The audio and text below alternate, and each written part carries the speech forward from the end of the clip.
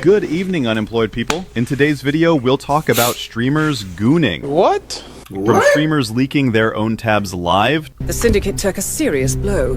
What time is it where I am? What time is it PST? Hey. Run that back. What time is it where I am? Enhanced section A6. We got him. Viewers analyzed the frame and quickly unearthed a shocking discovery. Two viral clips that almost ended entire reputations. Oh, the camera's on. The camera's been on the whole time, huh? I don't even know. These are the times when streamers got caught gooning. Starting off with the streamer Kai Cenat. Kai Cenat's gooning moment happened during a stream where it appeared he was receiving a sexual favor. Specifically, what many viewers believed looked like a hand job while still live on camera. A hand job on stream is crazy. Absolutely. We had this conversation earlier. If you guys was here, y'all was somewhere high. Keep in mind, his younger brother was in the room with him at the time. But anyway, influence. For a man, what I provide, Sorry, like, oh, what do you bring to the table? At first, it even looked like the girl went for something more explicit, but Kai seemed to push her off to keep his composure. Let me explain what I bring to the table. How about that? Stop posting your money. Stop posting your car. Stop posting your house. Go on there and post your personality. Show me. Why she screaming? Like, relax, gang. Like, she's screaming like she about to jump across the table on this thing. Oh, my bad. Let's lock in chat. My bad. You are. Show me how, you know what I'm saying, how nice you are. But you might see that stuff and I take you to Arby's and you're like, we done. To Arby's. You might look at your personality and then I take you to Arby's and we done. We thought you were doing all that. When the girl was later asked what was happening, she didn't even bother to deny it. What shocked people even more was that Twitch didn't take any action. No ban, no suspension, nothing. This was especially concerning considering a huge portion of Kai's audience is made up of kids. Now, the next case, Atrioc, real name Brandon Ewing, a well-known Twitch creator and former NVIDIA marketing manager who built his reputation on being smart, funny, and relatable. Best friends with Ludwig and part of that tight-knit circle of respected streamers. Atrioc got caught gooning in one of the most unexpected and career-damaging ways imaginable. He was live on Twitch, doing a normal stream, chatting, showing things on his desktop, nothing out of the ordinary. But for just a split second, a single tab flashed across his screen. Syndicate took a serious blow. What time is it where I am? What time is it where I am? It was open to a deepfake adult site featuring explicit, non-consensual videos of popular female streamers, including some of his own friends and colleagues like QT Cinderella and Pokimane. The frame lasted less than a second, but the internet caught it instantly. If you don't want the technical jargon, here's the blunt version. A site had videos where the actual faces of popular female streamers were digitally grafted onto adult content. Deepfakes steal likenesses without consent. They're ugly, illegal in spirit, and they ruin lives when they leak into public view. Atrioc, at the time closely tied to big creators like Ludwig and social circles that included Cutie Cinderella, suddenly had the worst possible thing tied to his name. When he finally showed up on stream to apologize, it was raw and messy, and he had his wife with him. He said, I'm embarrassed. I'm angry at myself. I just feel so fucking stupid. Before I go into the apology, No, he ain't apology. He ain't sorry, chat. Don't believe him. He's sorry he got caught. Now, if he didn't get caught and that wasn't on the stream, that wasn't on the screen, he wouldn't have apologized because he would have never got caught. He would have kept doing the same shit. So I ain't trying to hear, oh, I'm sorry. My bad. Am I being too hard on them, chat? People do make mistakes. But, nigga, you would have kept doing it if the stream wouldn't have seen it and the internet wouldn't have caught up to it and really seen the shit. You wouldn't have stopped doing what you was doing. well, whether the exact phrasing sounded odd or not, the emotion was real. He admitted to accessing the site one time while his wife was out of town, and claimed he purchased access the same day the tab leaked, then forgot to close it. Everyone here probably knows what's going on. I want to say, first of all, that it's true. It's 100% true. I looked at a deep fake porn video. Before I go into the apology, because I think it feels weird if you use a butt later, I just want to say a couple facts. I don't know if I should include this or not, but I have the receipt thing right here. This is, which is from the exact same day that fucking clip is from. All right, there's no pattern of behavior. It's not months and months and months. It was just one video on the same day, and I just stupidly left the fucking tab open. And it was at 2 a.m. on the night before when Ari was out of town. So QT Cinderella publicly said their relationship was irreparable. That the platform and the wildfire that it spread is just like, it feels so unrepairable at this point. She felt personally violated by the content and the fact that it involved people close to her. After the leak, Atrioc didn't play the deny everything game. He stepped up. He publicly donated over $100,000 to fight deepfake sites, spent money and time taking them down, and claimed to have helped remove hundreds of them. Okay, so you donated money and you've been helping taking all the sites down. I appreciate that. We appreciate that, Andy Barkley. So you really are sorry. You get what I'm saying? Don't he look just like he look like Andy Barkley? Y'all don't know who Andy Barkley is from the Chucky movie. Y'all know what I'm talking about.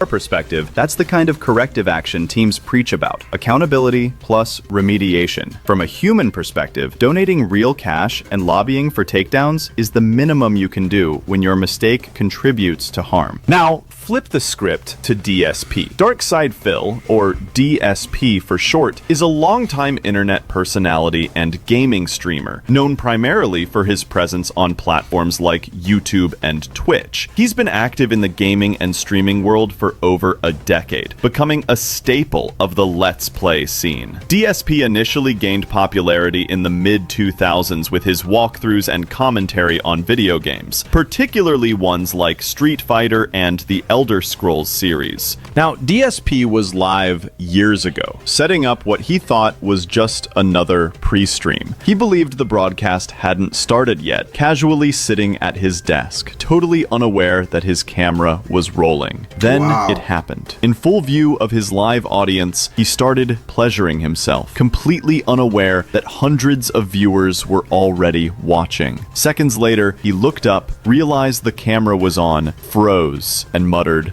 "Oh, the camera's on. The camera's been on the whole time, huh? I don't even know." Within hours, clips were circulating everywhere. YouTube, Reddit, Twitter, with thousands of people in disbelief. It wasn't just shocking, it was absurdly awkward. For DSP, the damage compounded in a different way. In the aftermath, he tried to laugh it off, calling it an honest mistake, and saying he thought the stream hadn't started. Technically, he wasn't lying. It really was an accident. But that didn't matter. The internet isn't known for empathy. The clip spread faster than any of his gaming content ever did, and his name became a punchline across forums and reaction channels. Nowadays, he struggles to even get a decent number of views, though that could also be because of the dead games he plays. DSP really fell off. Next up, we have Vosh. DSP. The Vosh incident started like any normal stream. Casual, laid back, him browsing and chatting with his audience. He's a political commentator known for long debates, deep discussions, and sharp takes. But during one of his streams, while sharing his screen, he opened a folder on his desktop. For a second, everything seemed fine, until chat noticed what was inside. You can see this is an example of the kind of structure that I'm referring to. Yo, wait, explicit images, and some of them weren't just normal adult content. They appeared to be questionable, drawn, stylized images that people immediately recognized as being tied to an artist known for lolicon material, including underage-looking characters. One folder title in particular, something about horses, made the situation spiral even further. The internet moved at lightning speed. Within minutes, screenshots of his desktop were everywhere. Reddit threads, Twitter posts, YouTube reactions, all dissecting every inch of that folder preview. People labeled it the horse folder incident, and it instantly became a viral talking point. For someone who had built his career talking about morality, power dynamics, and social justice, this was the last kind of exposure anyone expected. When Vosh realized what had happened, he addressed it immediately in a follow-up stream. His tone was defensive, but calm, trying to contextualize everything. He admitted that, yes, those files were real, but he claimed he hadn't known who the artist was or what their art represented. By the next day, I had learned from what felt like the entire goddamn internet that two of the images in my folder preview window were actually from a well-known lolicon artist, and therefore definitely intended to be lolly shit, which has to be the worst possible way to find out about that sort of thing. Now, He explained that the folder contained a mix of adult artwork he'd saved over time and said he hadn't realized a few images came from a controversial source. Nah, you a freaky the ass nigga. accusation here isn't just that I had those images saved. That part's true. Lock him That's an up. accusation, but also that I must have known that they were lolicon and saved them because they were lolicon. Now, the obvious and predictable but nonetheless true response from me is that no, I didn't know that, and that must not have been the impression I got from those two drawings, because if I had gotten that impression, then I wouldn't have saved them, you know. He insisted he didn't support that kind of material I and that it believe was him, a chat. case of inattentive browsing, not deliberate behavior. Now, in streamer terms, that excuse doesn't land clean. You don't accidentally keep an entire folder of NSFW content with categories like that. But here's the complicated part. Some people believed him, not because of the folder, but because his core audience already saw him as a left-leaning debater who spoke often about morality, art, and context. They already had a mental model of him as philosophical. So when he leaned on that angle, his fans gave him room. His response video actually had a positive like to dislike ratio, which is wild considering the context. After the dust settled, Vosh didn't lose everything. His numbers dropped, but he slowly regained momentum. People debated it to death. Some left, some stayed. And a few months later, he was pulling similar view counts again. Now let's move to Rockeye. This one's different because instead of getting Who? Nigga called him Rock High. Let's go back. What'd he say? he was pulling similar view counts again. Now let's move to Rockeye. This one's different. I'm ready to start calling him Rakai that. Anytime I react to a Rakai video, I'm calling him Rakai from here on out. My nigga Rakai, what's good? And a few months later, he was pulling similar view Hey, counts Rockeye. again. Now let's move to Rockeye. This one's different because instead of getting exposed accidentally, he basically exposed himself. His private Twitter Goon account leaked, and instead of denying it, he went live and owned it. Gooner. Oh my gosh. Okay, so chat, listen. You caught me. Yes, I beat my meat. Yes. Chat, everybody. Hold on, listen. Chat, listen. Everybody in the world has like a separate Twitter account where it's mad like that. You get what I'm saying? Yes, I beat my No, meat. everybody don't. Nigga, don't put that shit on us. Tell me something. Everybody got a separate Twitter account. I only got one Twitter account, sir. I don't know what I don't know what he talking about.